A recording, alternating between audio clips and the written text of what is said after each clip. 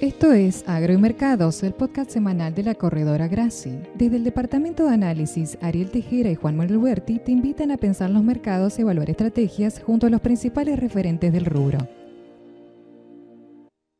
Muy buenos días, nos volvemos a encontrar en una nueva edición de Agro y Mercados, segunda temporada, episodio número 14, como siempre, quien te habla Ariel Tejera y me acompaña Juan Manuel Huerti. ¿Cómo estamos, Juan? Hola Ari, ¿cómo estás? Buenos días. ¿Qué tal? ¿Todo Semanita, bien? sí, es una linda semana, ¿no? Más o menos en términos generales se podría decir. Sí, tranqui. Algunas nuevas lluvias por delante Sí, y bueno, así es. algunos datos positivos vinculados a temitas económicos, así que bueno, la verdad que hay mucho para charlar. Y bueno, como siempre en el episodio de hoy, la propuesta en esta ocasión va a ser contar con un invitado muy especial, un invitado que nos suele asesorar en temas agronómicos, y bueno, para que nos cuente un poco qué desafíos hay en esta campaña, ¿no? Y sobre todo a raíz de algunas noticias que se empezaron a escuchar recientemente, ¿no? Y bueno, y también una campaña donde hay mucha preocupación por la chicharrita y demás. Así que bueno, Sí, la verdad que gran un invitado que invitado. me genera mucha expectativa y bueno, me parece muy oportuno, la verdad, tenerlo en esta semana, un poco en la antesala de lo que es el inicio de la siembra de soja y bueno, ya con el maíz en marcha, ¿no? Tal cual. Bueno, Juan, ¿querés que arranquemos haciendo un breve repaso de lo que pasó en los mercados internacionales? Sí, dale. La verdad que tuvimos una semana en Chicago bastante neutral, estable para los precios de los principales granos. Cuando uno mira variación de precios viernes a viernes, tuvimos algo de pérdidas para la soja, casi $2 por tonelada. Y los cereales, si bien un poco de volatilidad, pero la verdad que variaciones de precios muy acotadas. Terminamos la semana prácticamente sin cambios, 30 centavos de dólar abajo el maíz y el trigo. A mí me da la sensación de que el contexto general sigue siendo el que veníamos viendo esta semana, ¿no? Estamos en pleno ingreso de lo que es la cosecha en Estados Unidos. En soja ya estaría prácticamente finalizando, ¿no? Si uno tiene en cuenta que el lunes pasado, en base a los datos oficiales de Luda, ya teníamos 89% de avance. Así que con el progreso que se haya dado esta semana, Ari, yo creo que ya deberíamos estar cerca del final. Y en maíz, el lunes pasado teníamos 81%, así que una situación también bastante similar a lo que es soja. Y bueno, esto significando un peso estacional bastante importante para los precios. Lo mismo con la cuestión de Sudamérica, veníamos diciendo, el mercado ya empieza a mirar con bastante atención lo que está pasando en Sudamérica y en Brasil, que bueno, había arrancado todo un poco demorado, ya se está poniendo a tiro lo que es el avance de la siembra. Tenemos un 37% de avance de siembra a esta última semana, según los datos de la CONAB, y se arrimó bastante a lo que fue el ritmo de la campaña pasada a esta misma altura del año, así que todo muy bien en ese sentido si uno piensa que la campaña pasada fue muy buena, ¿no? De Ujú. hecho, tuvimos actualización este viernes de una consultora privada bastante importante en términos de las estimaciones que hacen, y dieron para Brasil unas 166 millones de toneladas de producción, lo cual sería un récord histórico, ¿no? De llegar a concretarse, que por el momento todo parece indicar que sí, ¿no? Y por el lado del maíz, unas 128 millones de toneladas, lo cual es un número grandísimo también, ¿sí? Después pasando a Argentina, en lo que es actualización del panorama productivo, tuvimos los primeros datos de avance de siembra de soja el día jueves, un 3% a nivel nacional, y la verdad que con muy buenas perspectivas después de lo que fueron las lluvias de las últimas semanas. Tenemos 34% de avance de siembra de maíz, 60% de siembra de girasol ya realizada también. Y en cuanto a trigo, ya, bueno, avanzando la cosecha, más o menos un 7% de la superficie ya cosechada a nivel nacional, principalmente en todo lo que es las regiones del norte, ¿no? NOA, NEA, bueno, norte de Córdoba, norte de Santa Fe y Chaco, ya en algunos lugares arrancando con Ujú. la cosecha de trigo. Retomando un poquito la cuestión del panorama internacional, por suerte, en todo este medio de contexto, digamos, de ingreso de la cosecha en Estados Unidos y en Sudamérica, que viene arrancando todo muy bien en lo que es avance de siembras, por suerte tuvimos algunos elementos alcistas que de alguna manera están haciendo de soporte a los precios o aguantando, digamos, esta presión de cosecha. Hay que destacar que la demanda se está haciendo presente, salen buenos datos de ventas de exportación en Estados Unidos y esto permite dar ese soporte a los precios. Y después por el lado de los aceites vegetales, seguimos destacando. Aceite de palma continúa en alza, alcanzó valores máximos de más de 2 años esta semana. Y eso de alguna manera arrastra el aceite de soja. Y bueno, petróleo también justamente volvió a calentarse en estas últimas ruedas y haciendo también su aporte al tema de los precios. Cuando uno mira el mercado local en Argentina, lo que fue mercado disponible esta semana, la verdad que bastante estable para el trigo, prácticamente sin cambios, terminando la semana en 195.000 pesos. Y una leve caída para lo que es soja y maíz. La soja terminando la semana cerca de 302, 303.000 pesos por tonelada. Y más o menos 178.000, 180.000 pesos para el maíz. Y cuando uno mira los futuros, la soja mayo 2025 perdiendo unos $4 por tonelada, más o menos, rondando los 2,84 para la posición mayo, decíamos. Y el maíz abril, sin mucho cambio, pero bueno, manteniéndose firme cerca de los 181, 182 dólares por tonelada. Para terminar un poco con la parte de mercado local y lo que es el panorama productivo, para destacar tenemos otra vez lluvias, según los mapas, algo quizás el día sábado, algunos milímetros, y por ahí algo más para lunes, martes, quizás lluvias que estarían cubriendo casi todas las regiones productivas y ahí en esos días por ahí se acumulen algunos milímetros más, sobre todo en lo que es la región centro y sur del país, Ari. Bueno, esperemos que efectivamente se den y bueno, que este cambio, ¿no? En las condiciones climáticas se logre mantener, ¿no? En algún punto, porque venimos, ¿no? De campañas complicadas y de momentos complicados. Y bueno, ¿no? Recordamos que se venía barajando el tema de, bueno, de que la Niña en algún punto persistiera. Si bien se esperaba que se fuera debilitando, pero la verdad que bueno, esta llegada de estas lluvias genera bastante optimismo, ¿no? De cara hacia lo que se viene. Sí, sin lugar a dudas, sí. Y bueno, de todo este tema para ampliar, vamos a estar hablando con el entrevistado de hoy de todo lo que es el escenario, ¿no? De cara a la siembra, algunos temas que están resonando, así que bueno, nos va a instruir un poquito con todas estas cosas. Dale, antes de seguir con la entrevista y los temas agronómicos, hacemos un breve paréntesis y eh, charlamos un ratito de lo que es mercados financieros, Sí, macro. tuvimos algunas novedades ahí, ¿no? La verdad es que sí, fue una semana que tuvimos novedades, novedades positivas, así que bueno, vamos a hacer un breve resumen de algunos puntos que entendemos, ¿no? Que siguen dando ahí señales verdes, ¿no? Para lo que está transitando y para la coyuntura en la que estamos viviendo. Bueno, por una parte tenemos dólares que siguen con relativa estabilidad, ¿no? Operando con relativa estabilidad, algo de volatilidad, pero estables, ¿no? O sea, todo muy, muy controlado lo que es el frente cambiario. Brechas estables o relativamente estables en torno al 15%. La verdad es que viene todo bastante, bastante controlado esta situación. Riesgo país, también dato muy positivo, encontró su lugar por debajo de los 1000 puntos básicos, parece ser. Esperemos que efectivamente no se logre consolidar debajo, ¿no? de ese nivel, ¿no? Que es un nivel psicológico bastante, bastante fuerte, ¿no? Y bueno, lo comentábamos ya en el podcast de la semana pasada, que es cuando había quebrado los 1000. Y bueno, y efectivamente ya tenemos otra semana en el haber, ¿no? Donde el riesgo país logra mantenerse por debajo de estos niveles. Además tuvimos un gran octubre en materia de compra de divisas por parte del Banco Central, que bueno, habían sumado más de 1.500 millones de dólares las compras. No, obviamente, ¿no? Por algunos factores, incluido todo lo que, claramente lo que fue el blanqueo, esa primera prórroga, las liquidaciones también de divisas del agro, algo de menor demanda por parte de los importadores. Sobre el tema de la liquidación de las divisas del agro, ahí, Juan, hay otro dato muy relevante, ¿no?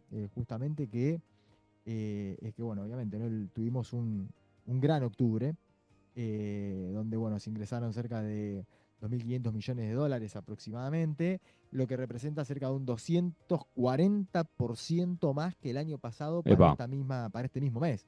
Está bien, el año pasado tuvimos la sequía, fuerte impacto y demás, ¿no? Pero la realidad es que estamos en una situación, digamos, muy buena, incluso supera digamos, en términos históricos es un octubre, digamos, que seguramente va a quedar en la historia. Sí, porque además, Eh, estacionalmente no es un mes del año fuerte, ¿no? Para que el exacto, agro liquide exacto. divisas. Y realmente a pesar de los precios, ¿no? Y del ritmo de ventas y todo, bueno, fue un muy buen mes en términos de liquidación de divisas por parte del sector agroexportador.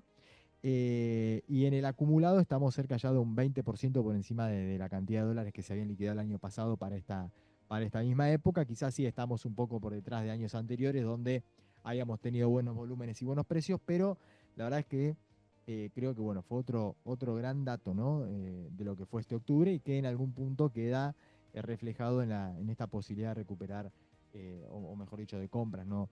De un banco central que ha podido capitalizar en compras toda esta situación más allá del contexto que venimos describiendo de que también colaboró.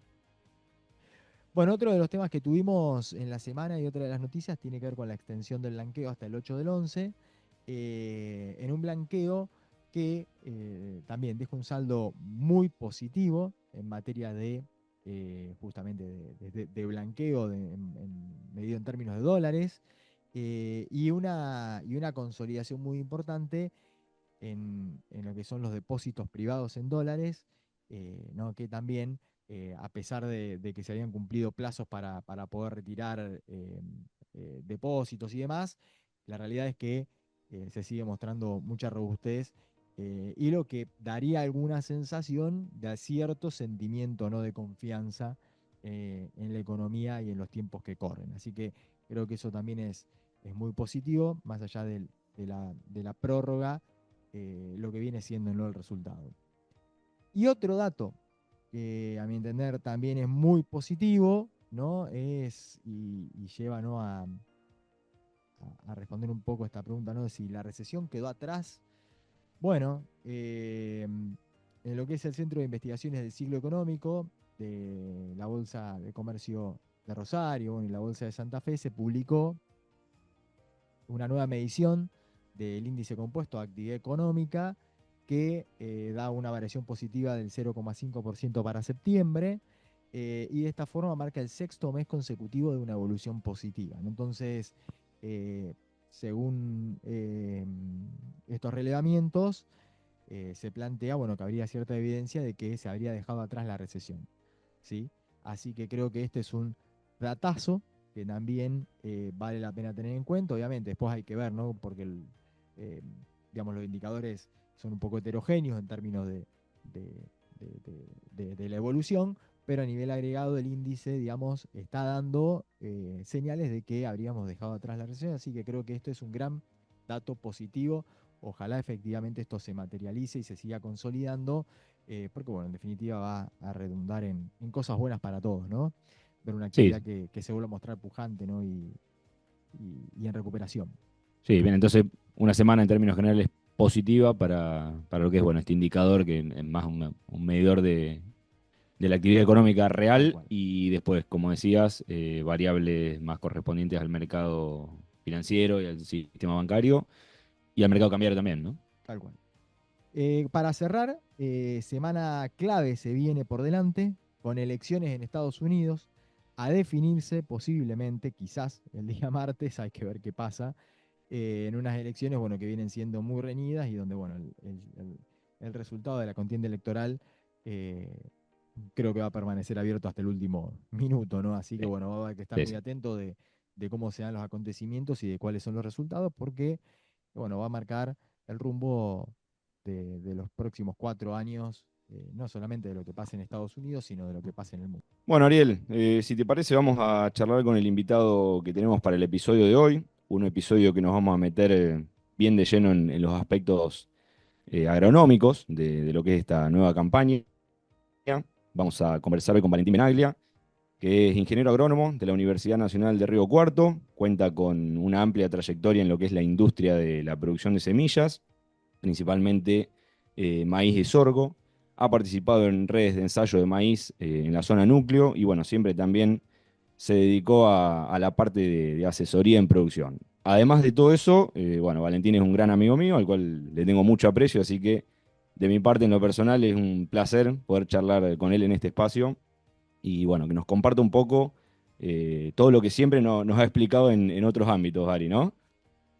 Tal cual, tal cual. Es una persona, bueno, que desde hace unos cuantos años, cuando tenemos alguna duda o alguna consulta vinculada a cuestiones agronómicas, siempre está ahí muy dispuesto a darnos una buena explicación de lo que está pasando, bueno, y de lo que se está viendo en los campos, ¿no? Así que la verdad que es un placer para mí tenerlo a Valentín acá con nosotros hoy.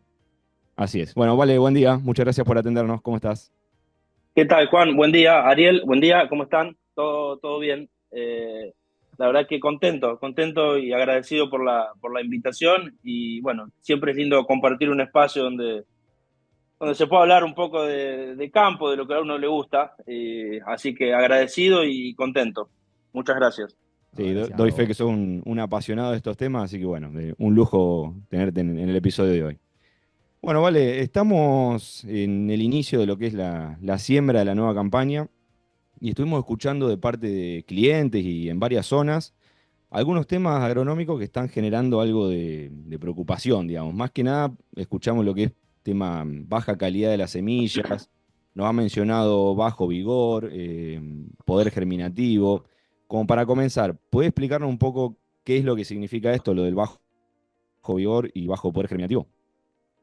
Sí, concuerdo. La otra vez me lo habías comentado y bueno, es un tema común entre los productores. Bueno, el rubro está pasando en muchísimas zonas, no solo en zona núcleo, sino también en centro norte. Eh, Está habiendo muchísimos problemas, digamos, como que se han desayunado con el problema de mala calidad de semilla de soja, básicamente con PG muy bajos o de bajo vigor. Eh, a ver, es un tema que se predecible en función de lo que ha pasado el año pasado, lo que fue la campaña 23-24. Ajá. Y sí, por ejemplo, digamos, en zona núcleo, en la zona de Venado Tuerto, digamos, he escuchado productores que hablan digamos, han tenido PG por encima del 60%, 60, 65, 70, que son valores muy bajos, cuando uno está acostumbrado a trabajar con PG de cerca del 90% o por encima del 85%. Eh, Valentín, discúlpame que te interrumpa. PG sería que de 100, de 100 semillas brotan, no sé, 65. ¿Eso tiene que ver el porcentaje? ¿Es una cosa así? Exactamente, la definición técnica del PG sería es el porcentaje de semilla que germinó y desarrolló una plántula normal al séptimo día en condiciones normales. No, Eso te lo destaco que es en condiciones normales porque ese es como se hace en laboratorio el cálculo de PG. Sería ese porcentaje, se hace en una bandeja, se pone en condiciones controladas de humedad y temperatura, se siembran las semillas y se ve al séptimo día cuántas plantas germinaron y son normales.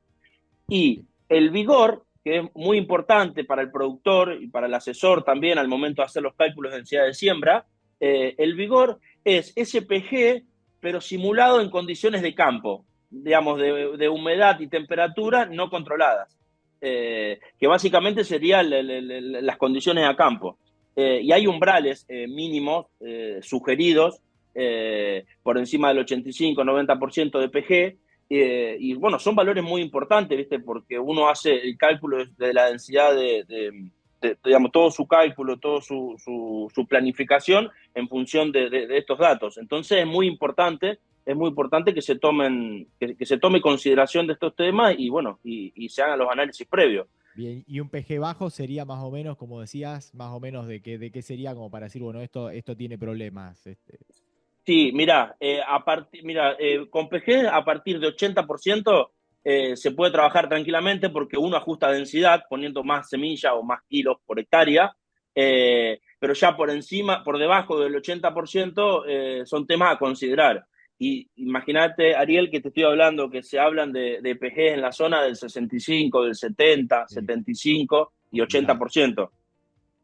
complicado. 80%. Complicado porque, ya te digo, digamos, son valores muy bajos y si bien vos lo podés corregir a la hora de hacer un cálculo de siembra, de densidad de siembra, después el stand de planta no es uniforme, digamos, tenés un mal comienzo, digamos, como quien dice. Sí, sí, Así sí. que es muy importante, ya estamos sobre la siembra, obviamente, pero bueno, siempre es muy importante planificar y estar atento a esas cuestiones para que no nos tome de sorpresa.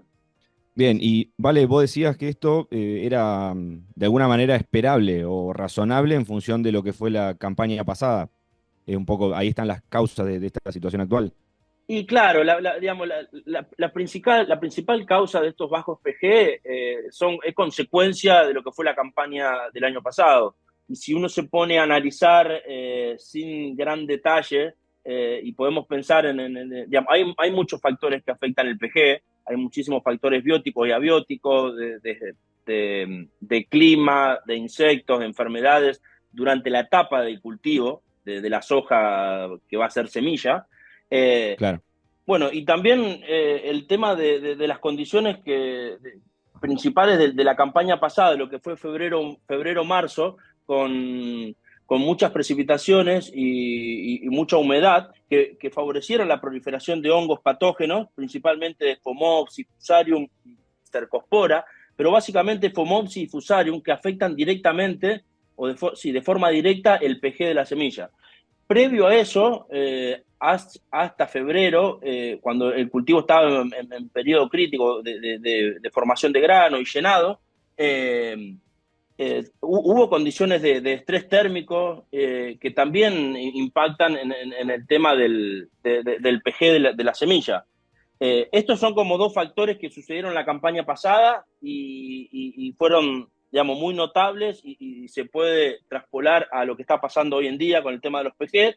Y después hay un montón de otros factores, como les mencioné al principio, durante la etapa del cultivo, lo que es durante el desarrollo del cultivo, como son el control de plagas y enfermedades, que hay, digamos, uno cuando destina un lote a semilla tiene otros cuidados especiales en cuanto a su manejo.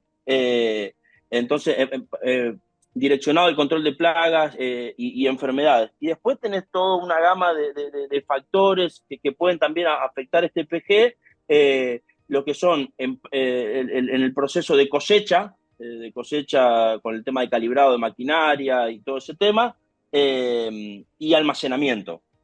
Son algunos factores a considerar que obviamente también afectan a todo este complejo del poder germinativo.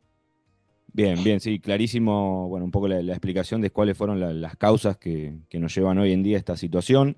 Doy fe, me acuerdo creo que fueron las primeras 2 semanas o las primeras 3 semanas de marzo que hubo bastantes eventos de lluvia y humedad y que, bueno, no se permitía avanzar con la cosecha en tiempo y forma. Y también lo que mencionabas de las olas de calor, ¿no? Durante febrero en distintas zonas del país, en zona núcleo, en el norte también, que bueno, llevan un poco a explicar todo esto que nos mencionaba sobre los factores que van definiendo el bajo vigor y el PG para la semilla que va a ser utilizada.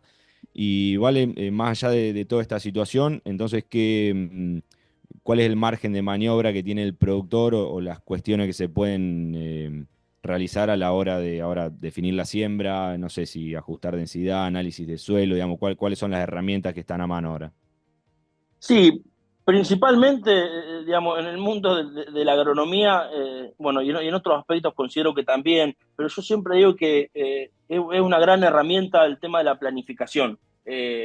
Planificar es fundamental, es fundamental. Entonces uno se puede adelantar a los problemas, a enfrentarse a los problemas y empezar a evaluar posibles soluciones. Para el caso específico del PG, hacer un análisis en laboratorios de PG, vigor, que son algunos parámetros primarios, digamos, que uno puede realizar. Después también tener otra gama o se pueden pedir más en estos años, que cuando se escuchan estos problemas, uno puede hacer un análisis un poquito más exhaustivo, donde ya puede pedir algún análisis de tetrazolio o carga fúngica y test de frío, pero principalmente es anticiparse al problema, hacer análisis y en función de los análisis hacer una planificación.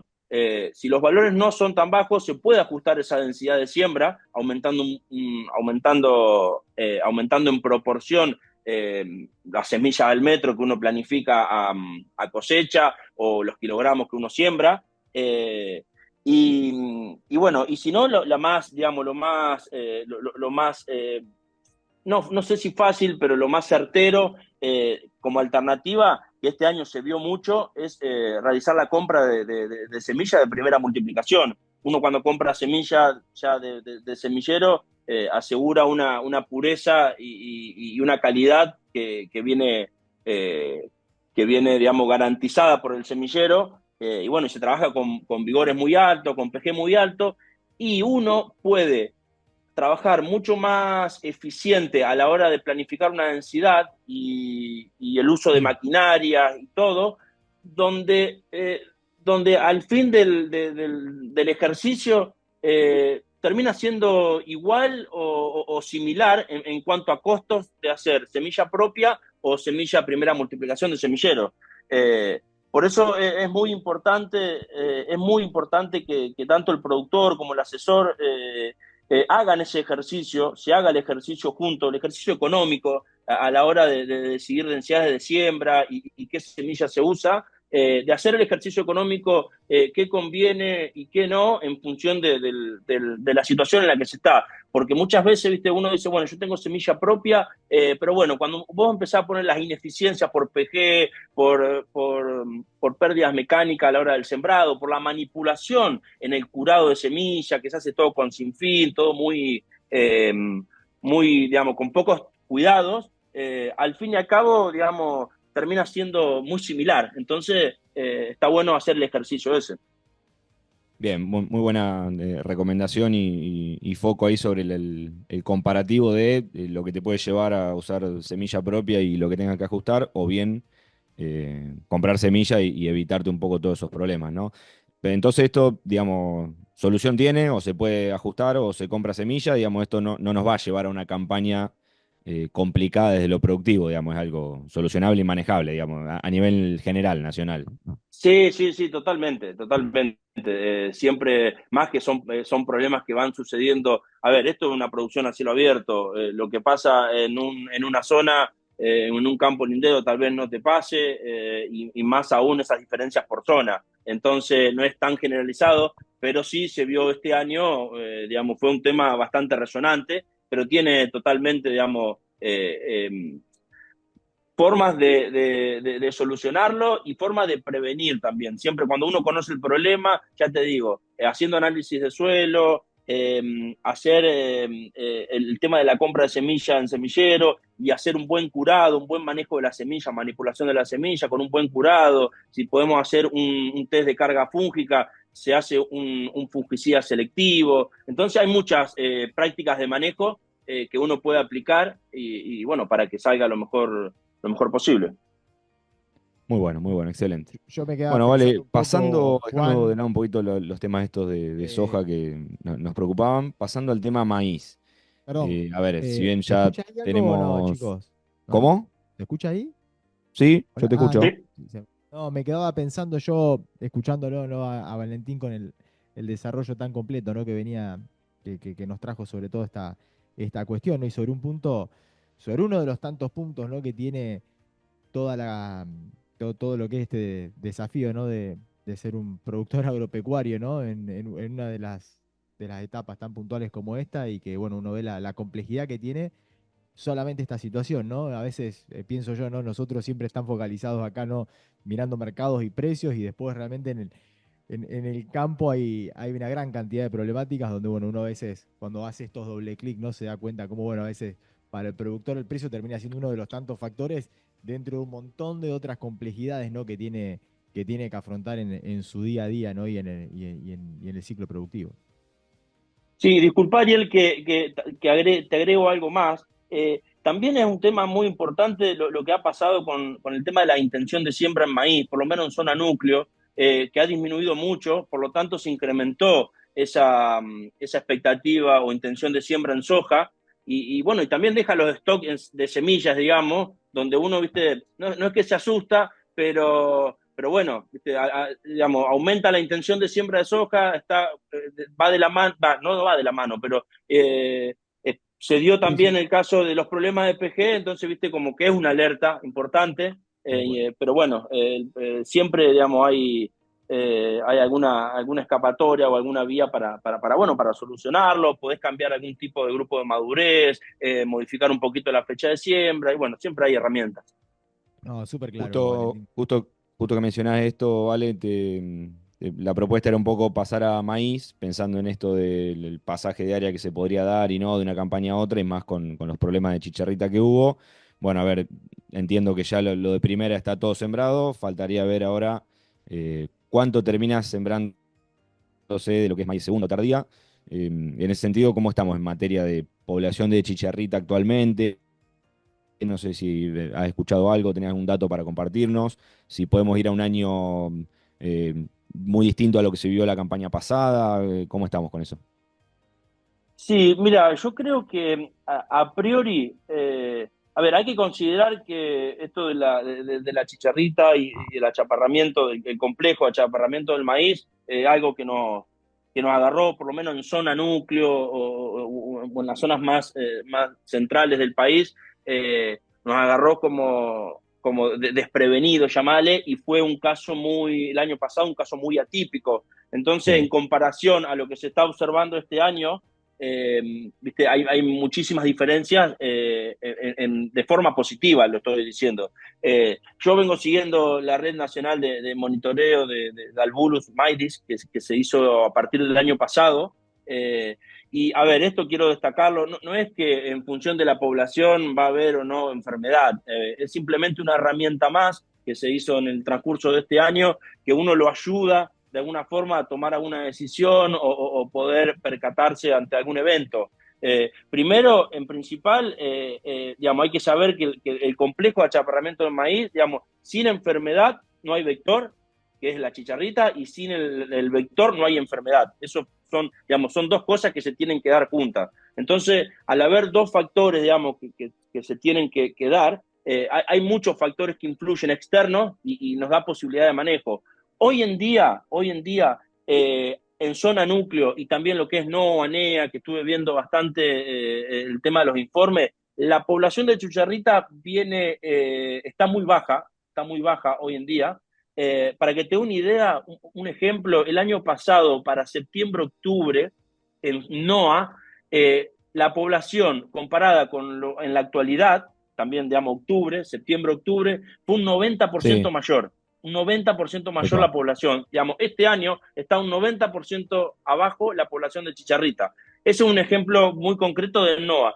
Lo mismo se replica en lo que es NEA, litoral, zona núcleo norte y zona núcleo sur. Las poblaciones de chicharritas son bajas, pero sí se está viendo, sí estoy viendo que es como una práctica, un tema a considerar en ese manejo integrado que hay que hacer de la enfermedad, cuando no se conoce muy bien y está todo muy en la nebulosa. Hay que considerar algunos aspectos a tener en cuenta, ¿viste? Principalmente se ve mucho el tema de maíz guacho, de cultivos antecesores de maíz. Se ven en los lotes, por lo menos acá en zona núcleo lo estoy viendo mucho, y eso es digamos, es un evento, digamos, o a un tema que está ocurriendo que favorece al desarrollo de la enfermedad, obviamente. Pero bueno, claro. hoy en día no hay que asustarse, creo yo. Si vamos a hablar técnicamente, digamos, o objetivamente, los valores, los umbrales del vector, que es la chicharrita, son muy bajos en todas las zonas del área productiva maicera. Bien. Hay que evaluar cómo sigue por una cuestión bueno, viste, de las siembras de segunda, los maíces tardíos, así que no hay que sacar el ojo de ahí. Bien. Valen, te hago una Sí, sí, consulta. en base a la experiencia que tuvimos el año pasado, bueno, seguro sea una variable ahora a seguir de cerca, pero bueno, un poco el temor quedó y ya, bueno, parece ser un hecho que este año vamos a tener una reducción en el área final sembrada de maíz total y sobre todo en la parte de segunda, en la zona centro y norte del país, que bueno, fue un poco lo más afectado, ¿no? Ari, Sí, ¿ibas a no, yo comentar le algo quería vos? preguntar justamente a Valen si nos recordaba más o menos en qué zona, que cuáles son las zonas en las que él camina, digamos, y bueno, y por ahí cuando habla con los productores, qué sensación les da, ¿no? Sobre todo esta cuestión de la chicharrita, más allá de la cuestión técnica y de los de monitoreo que viene haciendo el INTA y todo esto, bueno, que vos que nos venís contando, Valen, eh, así más a nivel global, cuando Sí, hablas a lo mejor con el productor, lo notás en la zona en la que vos estás, bueno, ¿cuáles son y lo notás más bien con miedo? O bueno, o que se la va a jugar y decir, bueno, siempre igual y veo, ¿cómo lo ves? Mira, yo, Ariel, estoy en lo que es zona núcleo, en el área de Venado Tuerto, atiendo algo también en la zona del sur de Córdoba. Y bueno, me he contactado con colegas por el tema de la zona del litoral, no a INEA, es más por comentarios que me hacen colegas. Acá en zona núcleo, mira, yo te diría que el productor está más expectante de lo que refiere al clima, que hoy en día está muy acomodado para lo que es maíz, Ajá. que a chicharrita. Fue un tema en un principio donde se estaba en la planificación, a ver que en la planificación de su área de maíz, lo tenía en consideración. Una vez que tomó la decisión, digamos, se focalizó el productor, hace eso, ¿viste? Se focaliza en lo que es producción y hoy en día estamos expectantes de la lluvia. Yo he andado, estamos ando acá en la zona, estoy recorriendo, es muy importante, viste, el monitoreo de la plaga, el monitoreo de la chicharrita en etapas tempranas del maíz. Y estuve monitoreando, digamos, revisando y hablando con colegas. No se ve, no se ve Bien, presencia en zona núcleo. En zona bien. núcleo no se ve Buen presencia. dato, buen Ya, dato. ya los maíces de primera, en la zona de Venado Tuerto, de Firmat, Casilda, hay maíces ya en un estado de desarrollo de B6, B7, B5. Así que, bueno, y con la lluvia que ocurrieron en este último tiempito, se ven de cara al futuro con muy buena proyección. Y no es tema hoy en día el tema de la chicharrita. Vuelve a resonar un poquito cuando uno hace una planificación para un maíz de segunda, un maíz arriba de trigo, pero bueno, ya yo creo que va más por otro lado, va por el tema más del tema del margen. Y bueno, de la necesidad, yo creo que muchos productores o el que puede llegar a hacer algo de maíz tardío o de segunda en zona núcleo va a ser por un tema de autoconsumo, más que por una cuestión productiva o de negocio, Bien. porque viste que los márgenes no están cerrando y bueno, exponerse a ese riesgo me parece un poquito alto el riesgo que uno asume. Con los mercados de bien. Bárbaro, muchas gracias, Vale. Che, Muy claro. Vale, y ya que estaba hablando de maíz, y sos muy conocedor del tema semilla y eso, de forma breve, ¿qué, qué consideraciones tendría que hacer el productor o qué cosas observar antes de definir un planteo para maíz? Y mira, Juan, como dije al principio, yo creo que el punto más importante, más en maíz, que es un cultivo caro y hermoso a la vez, porque el maíz si tiene algo lindo, que todo lo que le das, el maíz te lo devuelve. Así que, mira, yo como primera recomendación o tip, no sé si recomendación, sino como tip, es hacer una buena planificación y esto incluye desde la elección del lote, desde la elección del lote que uno va a planificar su maíz hasta la preparación de ese lote. Todo lo que incluye barbecho, monitoreos durante, bueno, ya estamos en fecha de siembra, pero sería como ya hablando en el pasado, se tendría que Sí, haber sí. hecho una buena elección del lote, una buena preparación, y esa preparación, que un tema que por lo menos en zona núcleo hoy en día se empieza a escuchar un poco más, pero se hizo, nunca fue tan común, el tema de análisis de suelo de cara a lo que es nutrientes, que eso sí, pero también medir mucho y hacer análisis del tema de agua útil en el perfil, tanto para hacer un maíz de primera o como para pasar a un maíz de segunda. Una vez que tenemos definido los principales, estas variables que elegimos el lote, que hicimos una buena preparación, es definir esta fecha de siembra, que, bueno, hoy en día tenemos el tema de chicharrita y, bueno, y el tema climático. En función de eso, uno decide su fecha de siembra, si sea un maíz temprano o un maíz tardío. Y en función de esa fecha de siembra que uno proyecta, hacer una elección de híbrido. Hoy en día hay una gran paleta en el mercado de materiales de maíz. Ya sea desde el punto de vista de producción, de tolerancia a enfermedades y un montón de otras cuestiones. Y este es un tema importante, la elección del híbrido. Hay que averiguar con los semilleros, con la parte comercial de donde uno compre o se asesore, porque vienen materiales, hay materiales en el mercado tolerantes a diferentes enfermedades como el achaparramiento y otras más del complejo de maíz. Así que una buena elección de híbrido y ahí el rol importante que cumple el tema de la densidad de siembra. Una vez que logramos el stand deseado de siembra, de stand de plantas, bueno, hacer el monitoreo en todas sus etapas, que es muy importante, y también hacer digamos, en función de cómo venga el año, como está pasando ahora, hoy en día con los maíces de primera, evaluar el posible reajuste de una refertilización en función de las expectativas climáticas a futuro o de cómo están las condiciones de humedad en el suelo actuales. Y bueno, esos serían básicamente algunos pilares de cual uno se puede prender para planificarse un buen cultivo de maíz. Bien, bueno, clarísimo. Y justo con esto que decís de definir las fechas de siembra y en función de las expectativas climáticas, bueno, aparentemente en los modelos de pronóstico íbamos a tener una niña no tan intensa, débil, y aparentemente ahora, hacia fin de año, diciembre, enero, febrero, comienzan a verse probabilidades más de neutralidad, así que bueno, esperemos que el clima se ponga benévolo y acompañe, ¿no?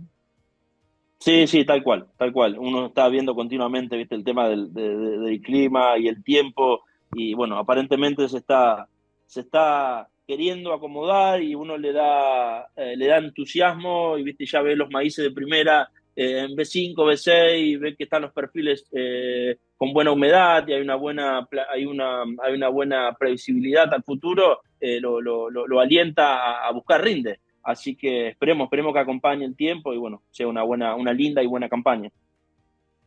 Bueno, Valentín, la verdad que muy claro y muy interesante todos los que nos comentaste, así que bueno, te agradecemos un montón tu tiempo y bueno, sumarte con la mejor predisposición a participar en este espacio. Dale, Juan, Ariel, también muchísimas gracias por la invitación a participar del espacio que es tan lindo y bueno, la verdad que muy cómodo, así que sigan adelante y bueno, muchísimas gracias por todo. Que anden No, bien. por favor, Valentín, muchas gracias a vos por compartir con nosotros este rato y bueno, por dedicarnos este tiempo. Así que la verdad es que bueno, y obviamente, ¿no? Muchas gracias por sacarnos siempre las dudas que nos van surgiendo en el día a día vinculadas a cuestiones agronómicas. Así Y te que, sumo, Ariel, Valentín, además de un excelente profesional, es un increíble asador de animales en general a las brasas, así que otro gran valor que tiene acá el tendremos que amigo. juntarnos como un asadito algún día entonces. Un Sí. asadito hay que juntar y hablar un poco de campo. Bueno, Bueno, vale, muchas Chicos, gracias. muchas gracias. Nos estamos viendo. Ari, así se nos iba un episodio más de Agro y Mercados. Nos volvemos a a- encontrar el próximo sábado. así Saludos. es. Saludos a todos. Adiós. Esto fue Agro y Mercados, del podcast semanal de la corredora Graci con Ariel Tejera y Juan Manuel Huberti.